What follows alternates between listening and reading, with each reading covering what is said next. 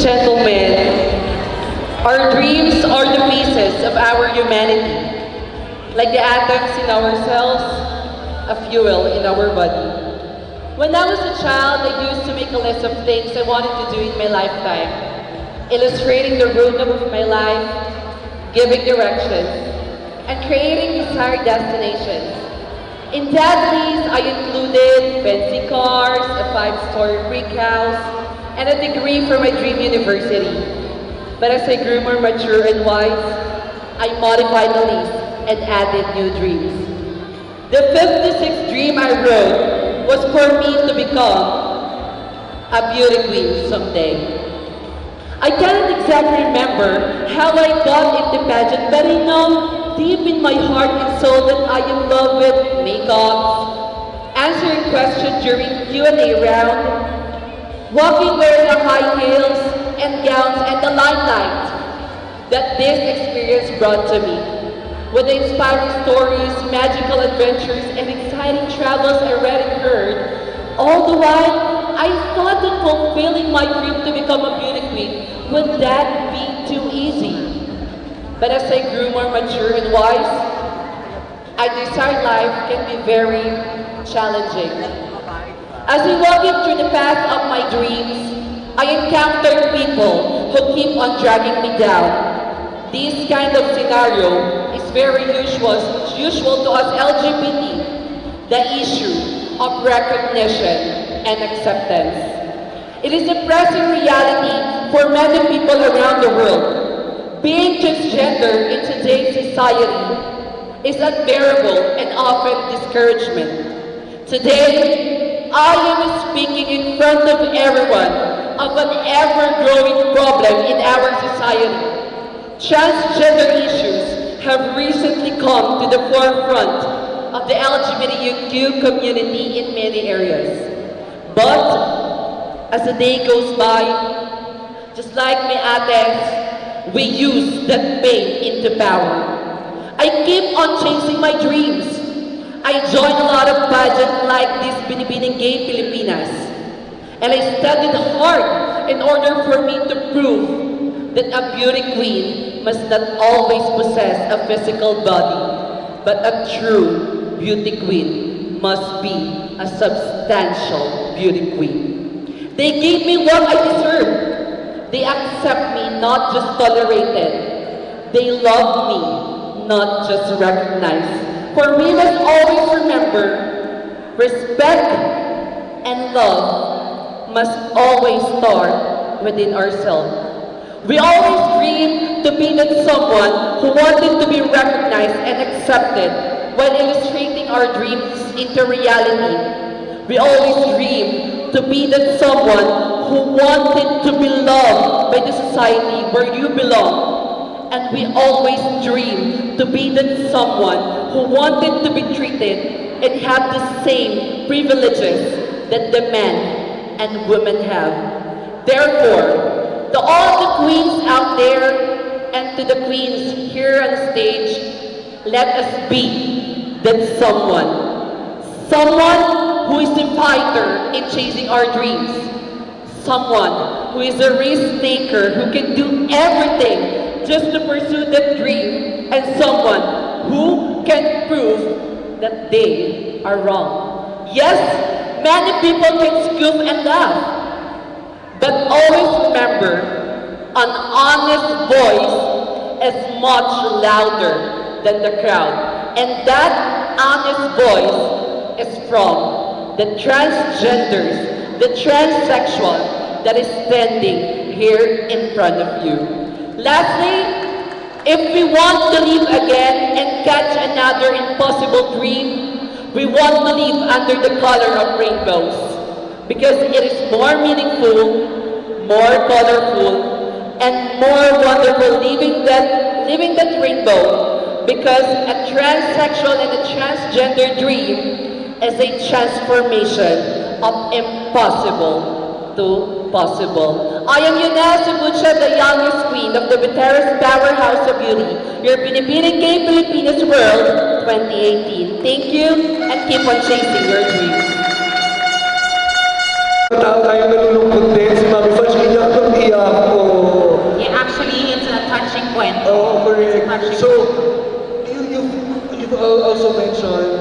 the rainbow after the rain, the essence of happiness, of course, when the essence of loneliness. So para makatulong na lang sa ibang tao, how did you cope with the pain and how did you drastically move on? How did I go up with the pain? Yeah, and how did you move on? Paano ka nag-move on from I think she answered it already, that she hangs out with her family. Answer it now. Yeah, it's because when I always pray to God and He like give me my family, that time I realized and I appreciate that there will always be a family, the family who will always hug us and always accept us.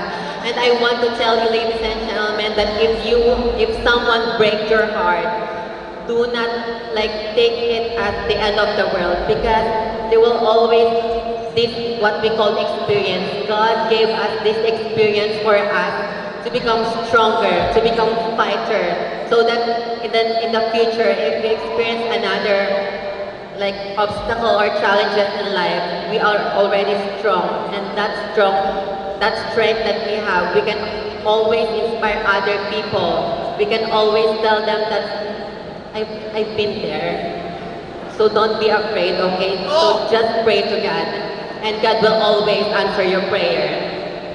Thank you for that. And for my final question, on your closing statement, how will you showcase courage and inspire others by saying, "Hey, I am a survivor"? What is your closing statement? How can we close this very emotional kwento of yours? Actually, now I have already moved on, and I believe that as a transgender, we are a combination of a man and a woman. We can think like a man and we can feel like a woman. So do not be afraid. We can always fight this. All these experiences that life will always give to us, it is a part of being a transgender, but always be strong. Thank you very much. Thank you very much, gentlemen, Janet, number one. Yes. Thank you for Thank that. you so much One for- close ears, you're so beautiful. Yeah, 5 years here. Based on my experience, I would choose losing someone that I love, and that is my mother. Okay, so loss of a loved one, your mother. So what is the impact of losing your mother in your life, Julia? Last 2009, my mother died because of diabetes. And as a child, as a trans woman child, I was so hurt, I was so depressed because losing someone that you love. My mother is my only hero in my life, my inspiration. And when I lost her, I was crying, I was depressed for almost 3 months.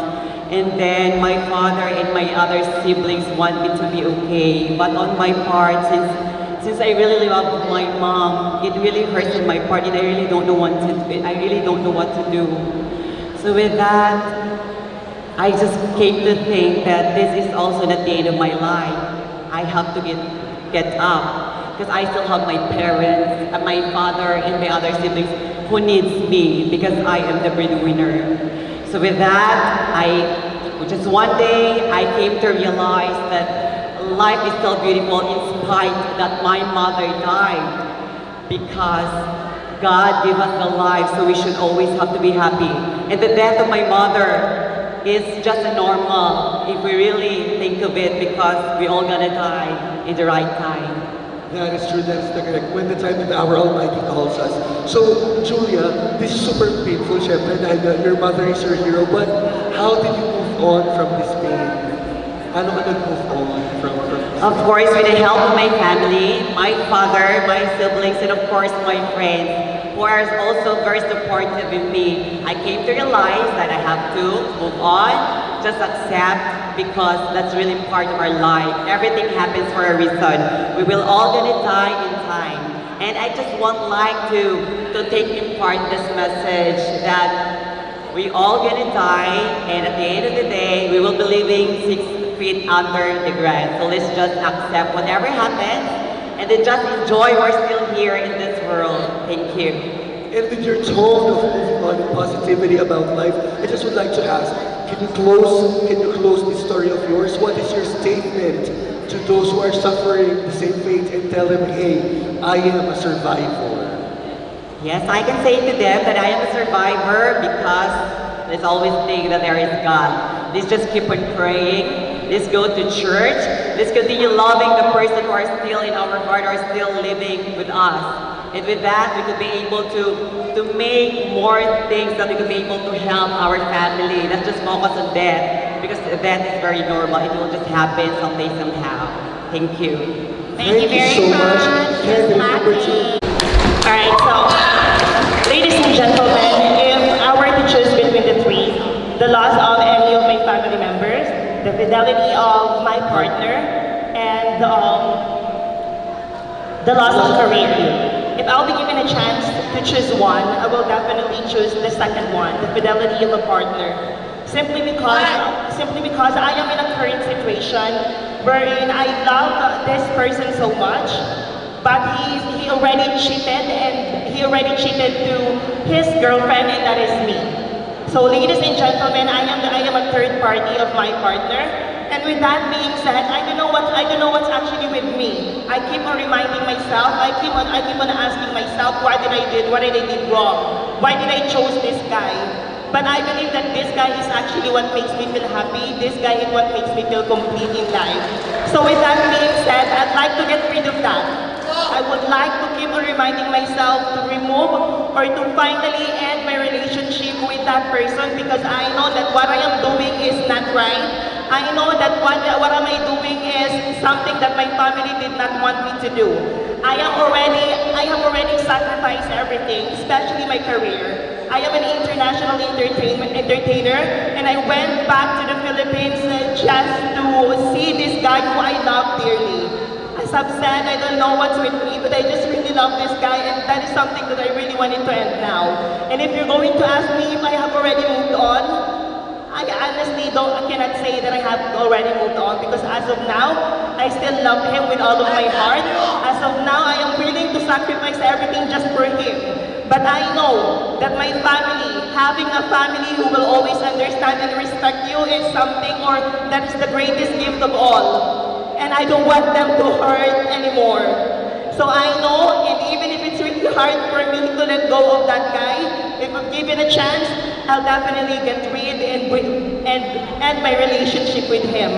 Because by that, I get to regain myself, I get to stand up again and continue my life on providing to my family, continuing sending my brothers and sisters to school, since that is my obligation. So again, to make this story short, I will definitely end my relationship with a person that I love, since that I am the third party. I know that not everyone will not respect me, but what I am asking is understanding. So, thank you for that. Kuya, wait lang ha. People in the sound system, could you please kill the echo? Pwede ba natin hinain yung echo, kuya?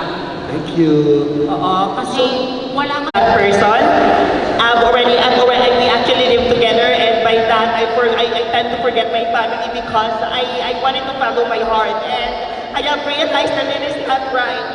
So, how am I gonna Move on. how am I gonna move on? Honestly, I haven't moved on yet. But I know to those people who can actually relate, and to those people who are in a current or in the same situation as me, I admire you for having a strong heart. But we have to end it, because sooner or later, what we have to do is we need to think about ourselves, we need to think about our family, because they are the one who truly loved us. And to all the people here in Paco Sports Arena Event Center, just keep on following your heart, but never forget your family, because your family is the greatest gift of all. Thank you so much. Thank you. Do you have anything else to say? As long as I have my family right here with me, because I cannot imagine that they have traveled all the way from Bicol, going here just to support me. And that is enough reason for me to prioritize them. And that is enough reason for me to stand up again and do what is my obligation for them. That's about it. Thank you so much. Thank you so much. Ako bilang isang bakla, naranasan kong nagka-boyfriend na kung saan sinamantala niya po yung aking kakayahan, sinamantala niya po yung kaya kong ibigay po na pera, kayamanan, na na instead na bawang ko na lamang po sa aking pag-aaral, binibigay ko po sa kanya. At yun po ang hindi mo alam ng aking pamilya, ng aking mga magulang, na nagtatrabaho po sila sa ibang bansa. Yun po ay sinamantala niya po ako dahil gusto niya po na masustain din yung pangangailangan niya rin po. Dahil po mga kaibigan, na bilang bakla po sa inyong harapan, na kahit ginanumpuan, na kahit pinagsamantalahan niya po ang aking kakayahan, na samantalayin ang aking kayamanan, na sa simpleng bagay lamang po, nasaktan niya po ako. Pero ngayon po, narito po ako lumalaban sa inyong harapan. Ang mga taong tumulong po sa akin, na kung saan narito po sila, ayun po ang aking kapatid, na kung saan siya po ang rason kung bakit po ako nakapag-move on ng maayos. Siya po ang rason kung bakit po ako lumalaban. Mga kaibigan, I just want to take this opportunity. My dear Sister Danda, thank you so much for motivating me. Nang dahil sa'yo, naging strong guest ako. Nang dahil sa'yo, minotivate mo ako at ngayon nag-aaral ako. Ngayon, sinasabi ko kay mama ko, sorry kung nag-stop man ako sa pag-aaral dahil sa depression ko po doon sa boyfriend ko na nangyari sa akin nung Pasko last year. Sana po, mapatawad niya ako na kung bakit ako nakapag-stop. Pero po ngayon mabawi po ako na I am proud to say na I am a working student na sinusuportahan ko po yung sarili ko. Dahil sa kanila po naging motivated po ako ngayon. Salamat po. Thank you. Pero actually, madam, Yes. lahat naman tayo, that I don't know about you, pero lahat naman tayo, some point naging pagas din naman. Naging patas? Pagas. Patas. Pagas, G. Pagas. Pagas. What's pagas? Oh my God. What's pagas? So corno, no? Ano yung pagas? Nagpapagbigay. Yung nagbibigay ng pera. Oo. Sa lalaki, sa family, kahit naman not only for boys, but we give money to. Pero siya kasi, specifically for her boyfriend. So ngayon, ang question kong follow-up, kailan mo masasabi na sobra na ang pagiging mapagbigay? Dahil karanasan ko yan eh. Nasabi ko po na sobra na po kasi po, mismo nakita ko, minahal ko siya ng seryoso, pinirahan niya ako, tapos nakita ko siya sa mismong girlfriend niya, nakapwa ko, bakala, nakita ko. Gago mo na Nasaktan po ako sa ganun na pangyayari na mismo kapwa ko bakla. Nakikita ko ang karelasyon niya. Oh my Kaya God, po na baka sabi yung ko, jowa niya. Pinagpalit ka rin sa bading din. Opo. Mas maganda ka sa kanya, dear. Kasi di ba now, you're competing for Miss Gay Philippines at pag nakasagot ka ng bongga, dahil siya ang nawalan, di ba? At totoo lamang po yung sinisiwalan ko at wala pong anong hipokrito po ito. So tawagin natin ang jowa ng jowa. Ginawa mo na face-to-face mo, bakla. Pero sobrang na-admire ko yung Jenny. At lalo na, nag-working student siya, madam. Tinatry ko That ba? is hard. That is really hard. Na you fall in love and then you give money, tapos pinagpalit ka pa. Okay lang kung pinagpalit ka sa girl, which is normal, but pinagpalit ka pa sa bading, I swear, trying to chase her yung jowa niya. So, just to close yung story mo, ano ang magandang mensahe mo sa mga taong nakakaranas din ng naranasan mo ngayon? Yes. What can you say? Ang masasabi ko po sa mga tao, sa mga kapwa ko baklang nakakaranas ngayon na sana matuto tayo, sana baguhin natin, sana respetuhin muna natin ang ating sarili para respetuhin din tayo. Pangalawa, tignan mo, magmasid ka sa iyong paligid kung ano nangyayari na. At ikatlo, magtiwala ka sa iyong sarili at magtiwala ka sa kakayahan ng Panginoon dahil kailanman, mga kaibigan, hindi ka mababayaan ng Panginoon. Ako po, isa po akong saksi na kung saan, mga kaibigan, pumasok po ako sa Divine Mercy na kung saan i-encourage po nila ako, naging motivated po. Lalo po ako naging motivated sa mga pagkakamali kong nagawa. Pero ngayon po, kahit working student po ako, volunteer po ako na tumutulong sa Divine Mercy, na every year po namin ginagawa ito, na nagpapakain po kami sa mga bata. Sa simple pong bagay noon, nakatutulong po ako, kahit hindi man po ako mayaman. Yung pagbo-volunteer ko po, na mapasaya yung mga bata na yun, malaking bagay na po sa akin. Thank you so much. Maraming salamat. Thank you very much, candidates. Number 4. Once again, ladies. One, death of your mother, father, sister, or brother, and then infidelity of a partner or loss of career. Once that you have chosen any of those three, what is the impact of these in your life? And then how do you cope up with the pain and drastically move on? And you have to give a closing statement. Okay? Get it? Okay na, audience, para madalian natin to. Candidate number 5, Denver Jane Castrones. Choose one. Death of mother, father, sister, brother, infidelity of a partner, or loss of career. Thank you so much for the question. Well, first of all, I would like to greet everyone good evening. Now, for my choice within the three options between family, infidelity of a partner, or loss of career, I would rather choose loss of career. Now, why would I choose that? First of all, my family, like you guys, like everyone, is the most important people in my life. The reason why I'm working here in Manila, and the reason why I strive hard in my life, in my career, it's because of my family. They molded me. They made me who I am today. Next, I wouldn't choose an infidelity of a partner because the very main reason why I have a partner myself. And I've already experienced being cheated by my partner, and trust me, it is not a good experience. And you know what, guys? Love, though it's for free, but it's actually one of the best things that you can have in life. The next things in life that are free are very expensive. I know. I believe that. Yes. Now the reason why I'm choosing career is because I have this mantra each and every day in my single life that whenever I wake up, this is a new leaf. This is a new day. We start afresh and we build our own day. And I believe that in our lives, me, you, each and every one of us, we have the power to change our own destiny. Though right now I chose to lose a career, but if I will do my best, if I will strive hard to make it good in life, I believe I can turn around my destiny. Because I've always seen life like a book, an unwritten book. And the authors of these books are us ourselves. You should not let anyone dictate you for your life, for your career, and you should make the choice that will make your life easier. And I believe that has been an impact in my life because, let's face it, each and every one of us has already experienced poverty, has already experienced a loss of career.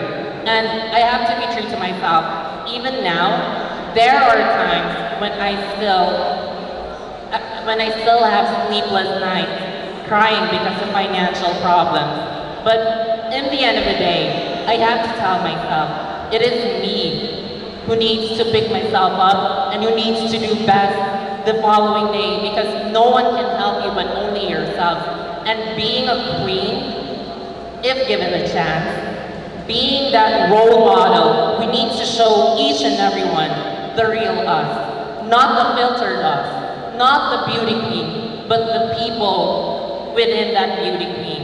The person who is real, the person who cries, the person who has struggles, and the person who makes sure that in life it is not filtered. This is the real life.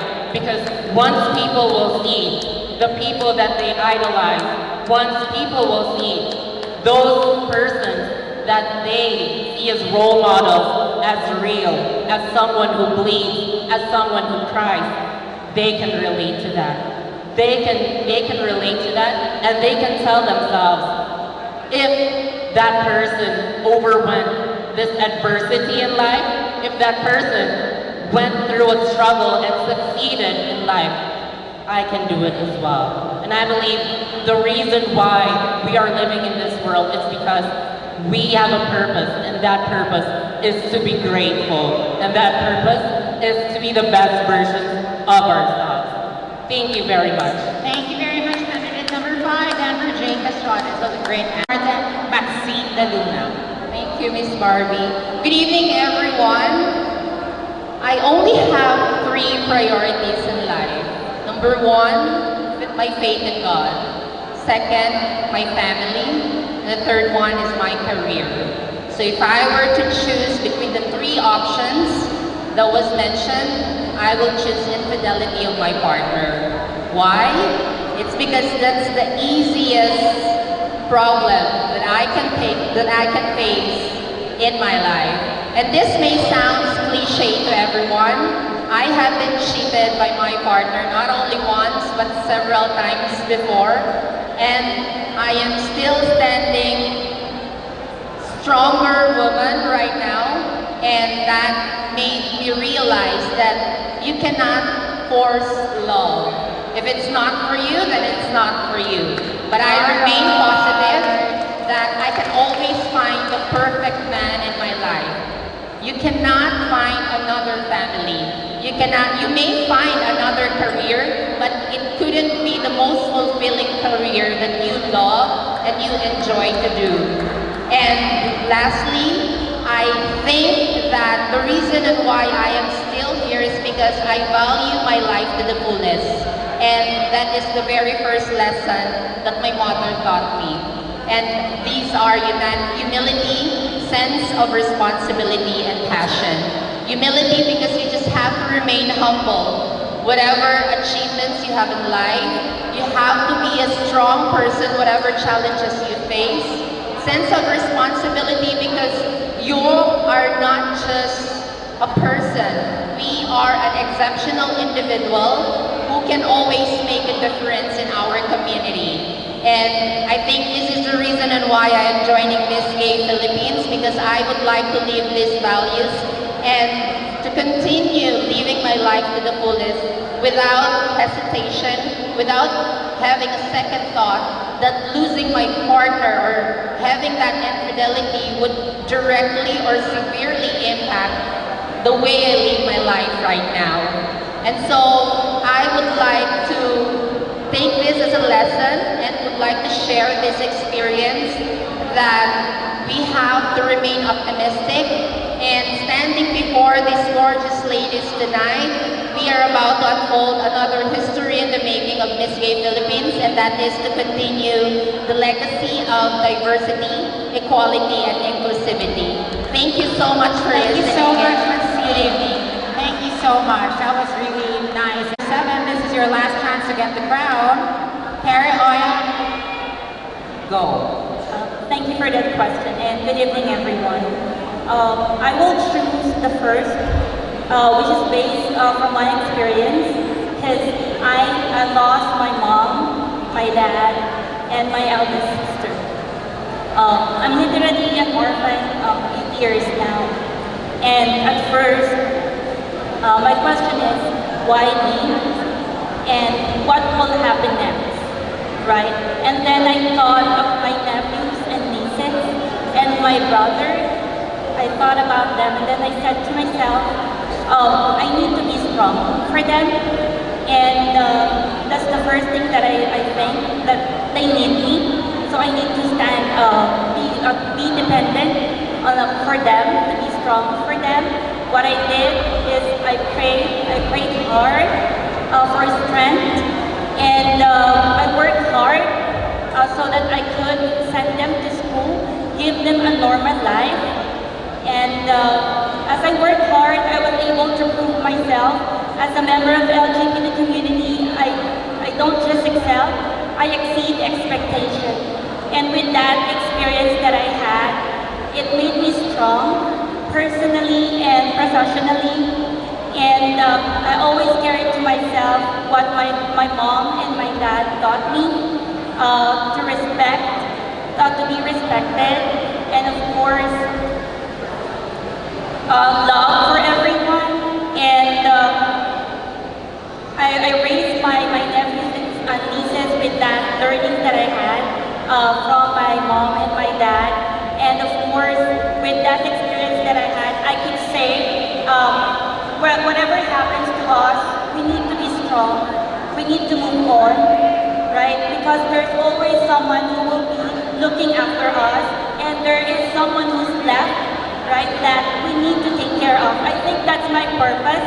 The reason why they're gone, one, I always look on the brighter side that they're at peace now, right? And second, my nephews and nieces are looking after me, so I need to be strong. I need to feed them. So with the experience that I had, I could say, though it might be lonely, but I never think about that. I'm a person that always look at the brighter side, and the brighter side of it is that I become a good person that I am right now. I have the courage, I have the strength, and I have Lord to guide me. And with that, I can say that I do have the best of both worlds by being man and a woman at the same time. I do have the strength of a man to protect and defend my loved ones, and the heart of a woman that is big enough to care for everyone. Thank you. Thank you so much, candidate number 10. Thank you, Karen.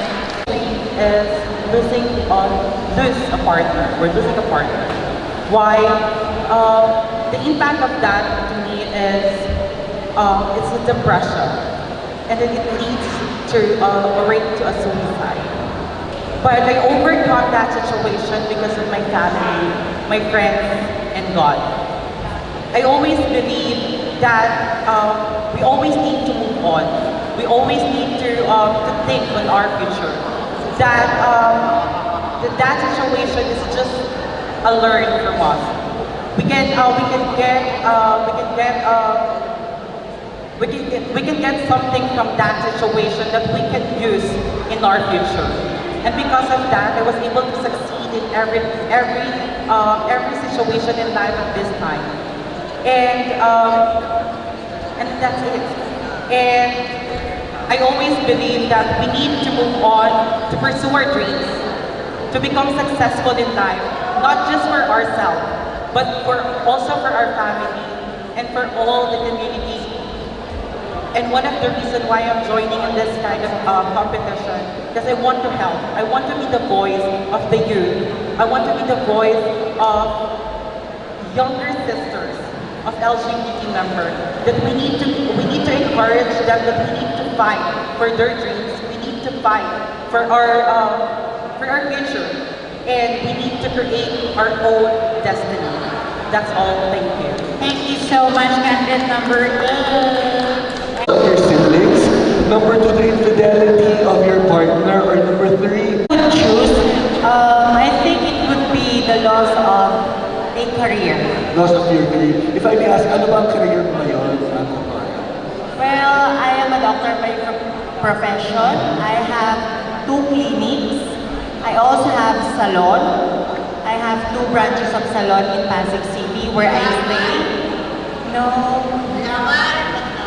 And that is what I am doing right now. And apart from that, I am also having my duty in the medical city and Chinese General Hospital under Dr. Ko, George Ko. Palakpakan naman natin at transgender doctor. Why not? Dahil dyan, pinabali ko na yung 1.5 na sinare ko sa isang Bulacan. Diyos ko naman, sinare ko pa itong 1.5 sa Bulacan. Doctor, a question. Having heard na ganun kabigat ang iyong career, what will be the impact in your life if ever you lose your career? Well, the impact wouldn't be so much. The impact wouldn't be so much if I lose my career. Why? I believe this is intriguing. Why not? The impact is not so much. Why not? Because if I may say so, I came from a poor family. My grandfather is a farmer. My grandmother is a vendor in Bloomington Palengke, Bloomington Wet Market. And they chose to pursue the career, the studies of all the girls. And my mother is one of their offspring. My mother became a doctor. She pursued her study. And then, one day, when my mother and my father had a problem, my father started to use illegal drugs. And I saw the effect. All the savings of my mother were gone because of my father. And it came to a point that my mother decided to go abroad and have a legal separation with my father because of the drug addiction. That came to a point that we had a broken family. From being okay with everything, we lost everything, down to zero. And then I became, from rich kid, I became poor. My mother went to Saudi Arabia to pursue her career, and my father, I grew up in my father's side and I saw everything. And then I decided to pursue my studies for that matter because of, I saw the impact on my father's side. I saw the impact of the illegal drugs. So therefore, if you would ask me what would be the impact of losing my career, actually not so much because from a rich kid down to zero, down to nothing, and then after that I studied, I pursued my studies, I graduated as a doctor, and at the same year, I topped the board in the whole Philippines. Then after that, I work hard, work every day, save money. And then when I reached the age of 30, I decided to join beauty pageants. Because I realized, and I said to myself, not at all times you have to stand up, you have to wake up in the morning and go to work. You have to at least enjoy yourself. You have to at least give back to the people. After studying, after working hard, after saving money, now I am traveling and now I am joining pageants. And then I came to a point that Ruby, who is one of the Bitera, told me that Miss Gay Philippines is one of the pageant that is reaching out to the people who are in need. And that is what I am looking for because I was there. When I was young, I grew up with my father's side, seeing the impact of the illegal drugs. That's why I am here. And if I win tonight, I will make sure that I will use my voice, my profession, to help those people who are incapable, to help those people who are really in need. Because that is the true passion. That is the true meaning of becoming a queen with a purpose. Okay, wow, that's such a moving story. You know, from rags to riches to rags, and here she is living her dreams as a trans beauty queen. Now, follow-up question na sa paper naman natin. Sa mga tao na hindi maabot yung karera na gusto nila, what is your advice? Sa mga tao na hindi ma-reach yung career nila, ano yung advice na ibibigay mo sa kanila? To those people who cannot reach their dreams, the first thing that I can say is that first you have to pray. Because nothing is impossible with God. That is true. You have to trust the Lord. You should not lean on your own understanding. That is according to the scripture of the Bible. Because even though there are a lot of struggles in life, if God sees the true passion of your heart, He will give it to you. So you have to pray and you have to trust yourself that you can do no matter what.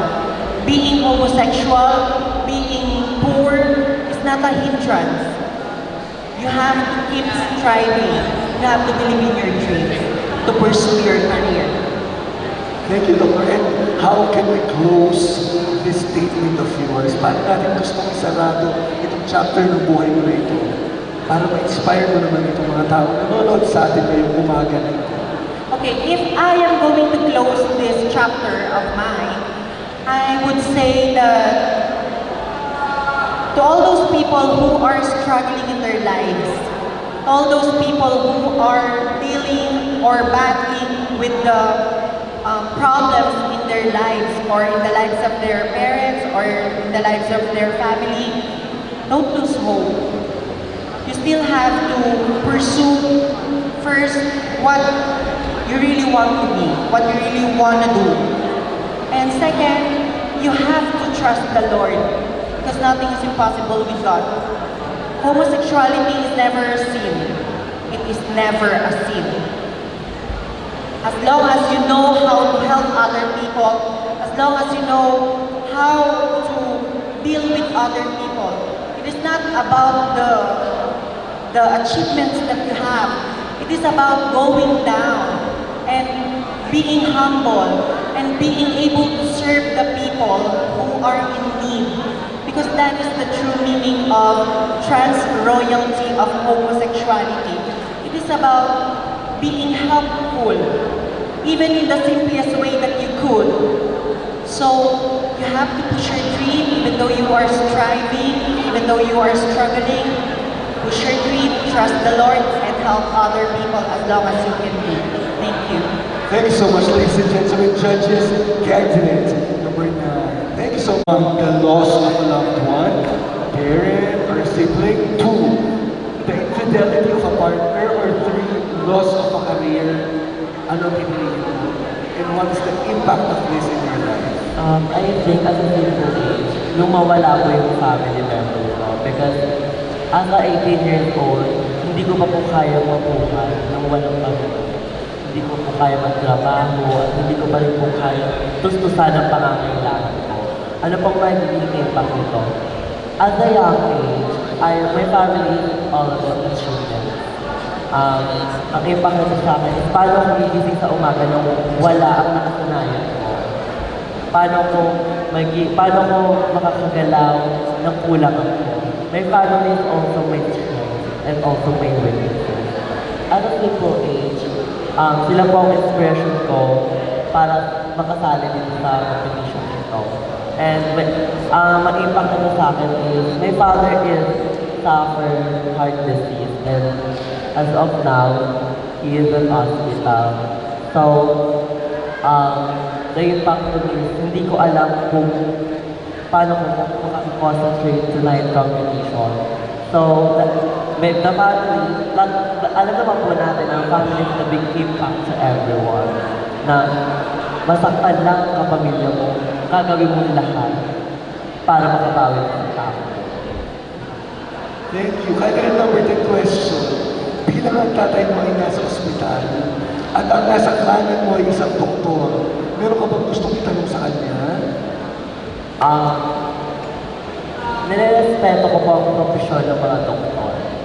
So, dumaan din po kami sa kahirapan at naranasan din po namin na walang perang pampabayad sa hospital. Di na lang po, one moment of my life is, I saw my father 50-50 sa hospital, but the doctor, hindi po pinapansin yun, ng doktor yung tatay ko, mamamatay na mo. So why the doctor, hindi po nila pinapansin yung taong walang pera. Hindi ko po nila nakita. Ibang doctor, kung bakit po yung doktor, yung mga nurse, hindi po nila pinapansin yung mga taong walang pera. That, yung scenario na po yun, yung po yung naging dahilan kung bakit nag-pursue po yung kuya ko na maging coach. And I think that is, the scenario is also my inspiration. So bakit po gano'n na pag wala pong pera, hindi nyo na po pinapansin sa mga hospital? O bakit daw pag walang pera, hindi pinapansin sa ospital? Doktora, pakisagot.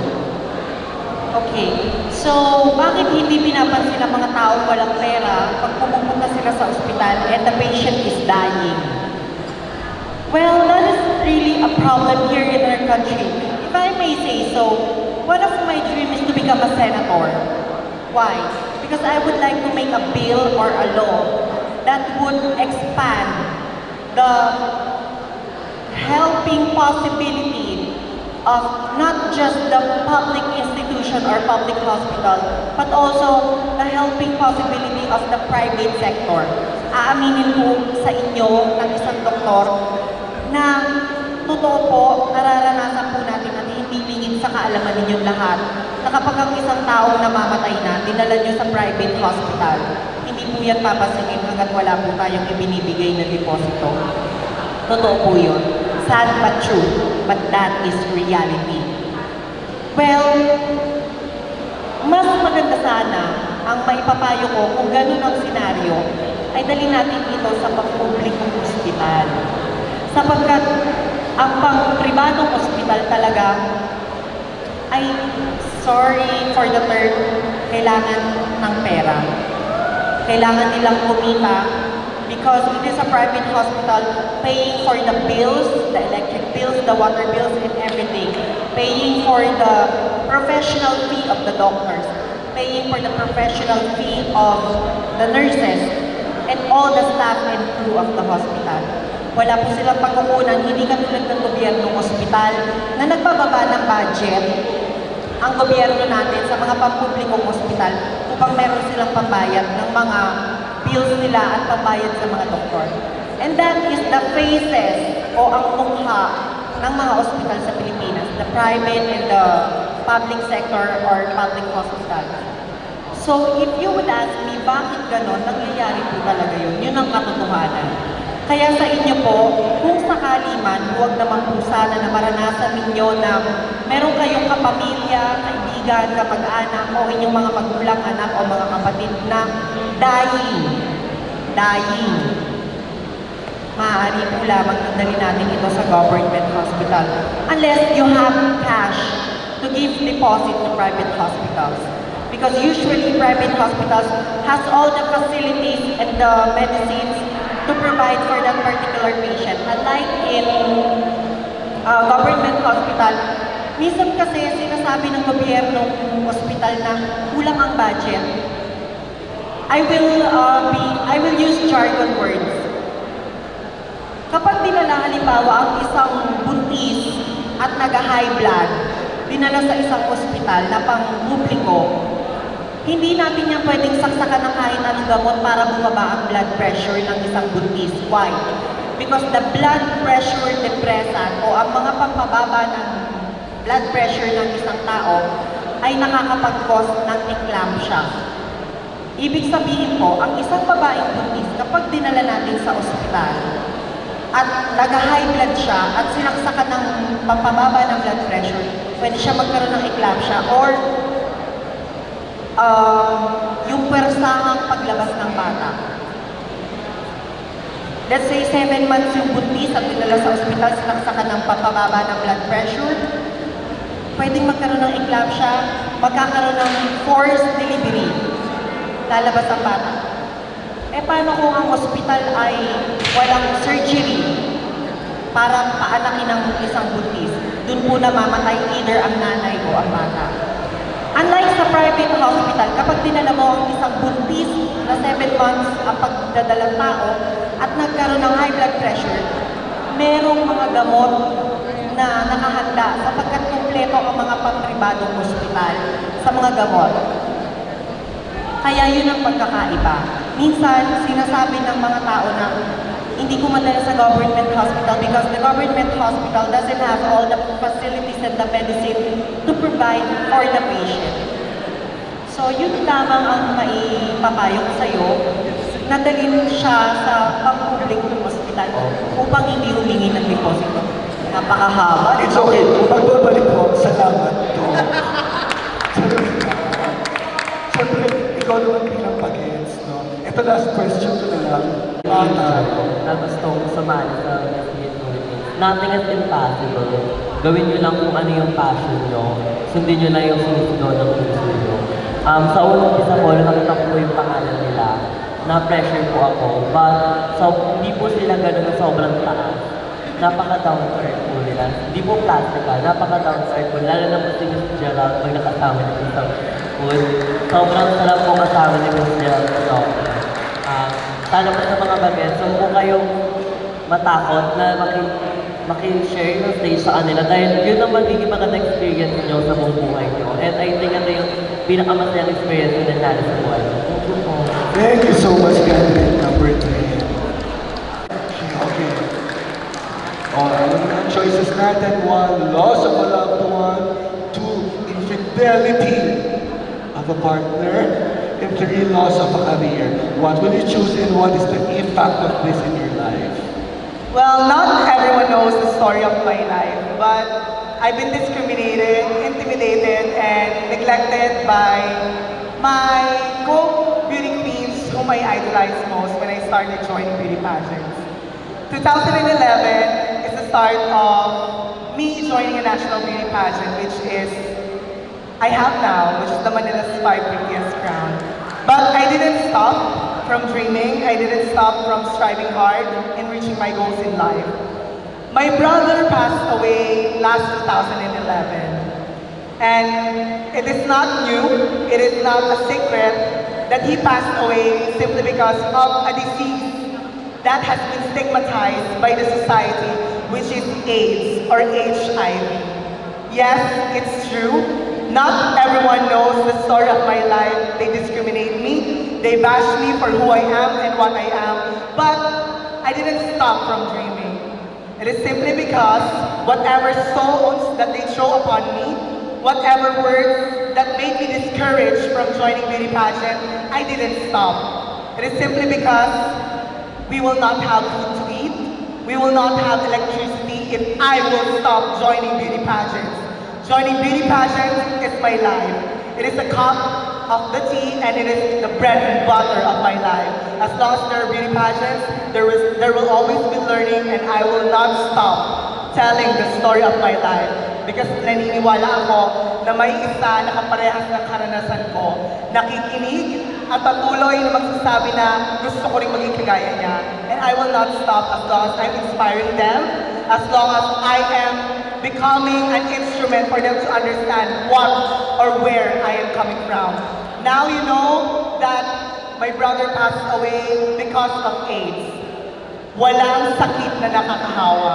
Mas nakakahawa at nakakaawa ang mga taong walang pang-ginawa. Yun ang inyong tatandaan. Ladies and gentlemen, this may be the culminating of my national title. Many people will be raising their eyebrows simply because I join again.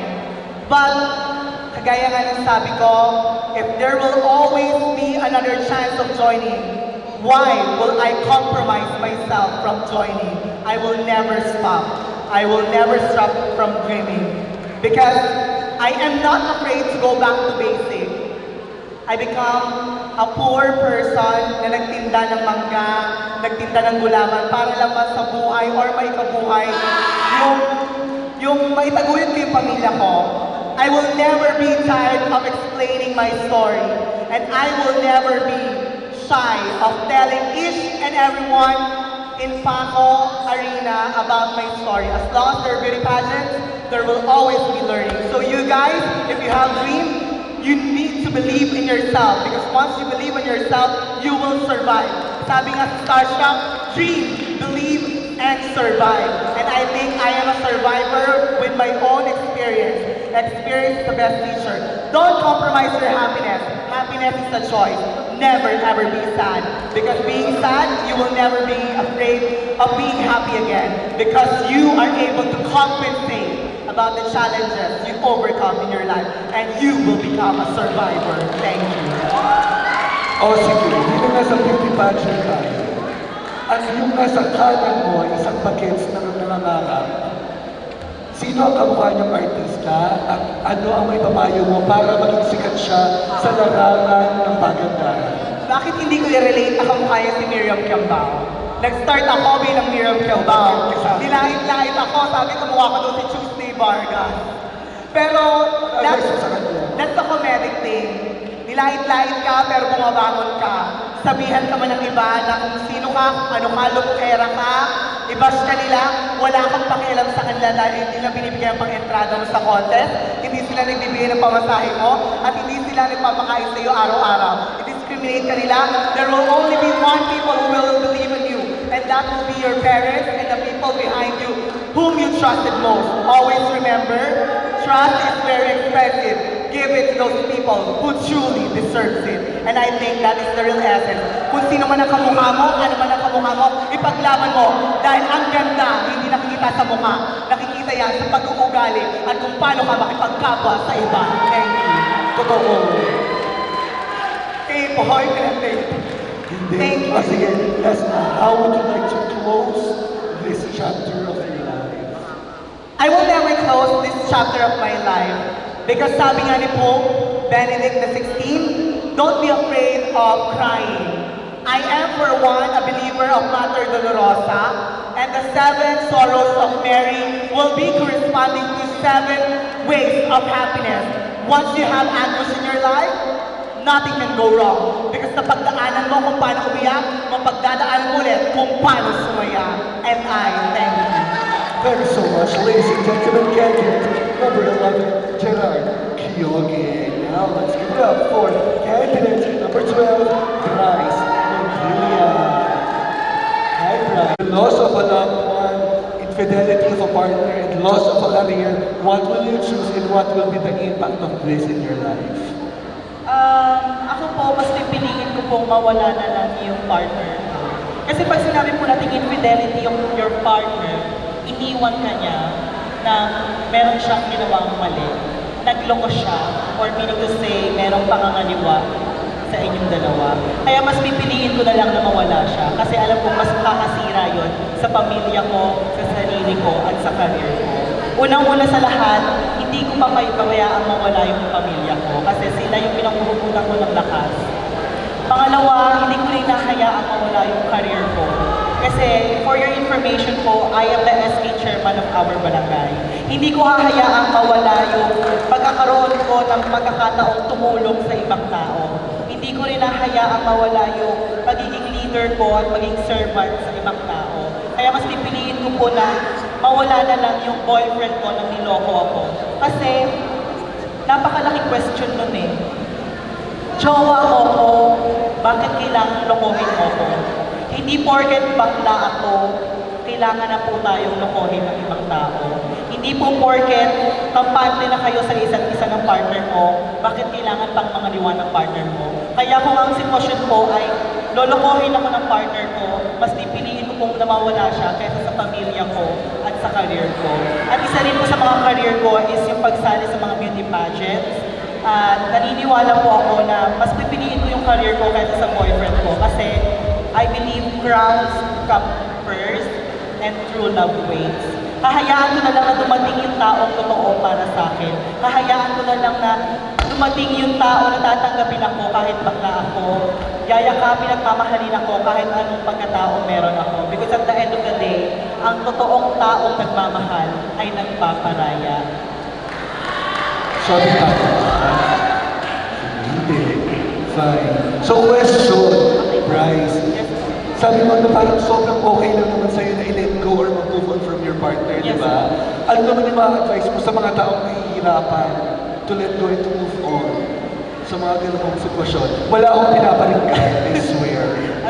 Ano po magiging Anong advice mo sa mga taong nahihirapan mag-let go or mag-move on sa kanilang mga partners? Simple lang, ilabas mo yung sama ng loob mo. Mag-usap kayo ng dalawa, yung tinatawag nating closure. Kasi kapag nagkataon na magkakalayo kayo ng maayos yung sitwasyon yung isa't isa, makaka-move on at makaka-move on ka. Sige, kunyari na lang si Kyoge, merong partner, tapos nahihirapan siya mag-move on. Tignan mo siya mata sa mata. Anong advice mo sa kanya? Ate, ilabas mo yung sama mo ng loob dun sa taong mahal mo. I-let go mo siya, mas mahalin mo yung sarili mo. Palakpakan niyo naman. Masarap ng gano'n. Para sa'yo po pala Excuse me, I moved on. Hello. May post nga kanina, I don't care. Okay, last question sa'yo, Bryce. How would you close this chapter of your life? Kung sakaling mawala yung partner mo, paano mo i-close yung chapter? In case po na mawawala yung partner ko, i-close ko yung chapter ng buhay ko by focusing on my parents, on my family, and focusing on my career.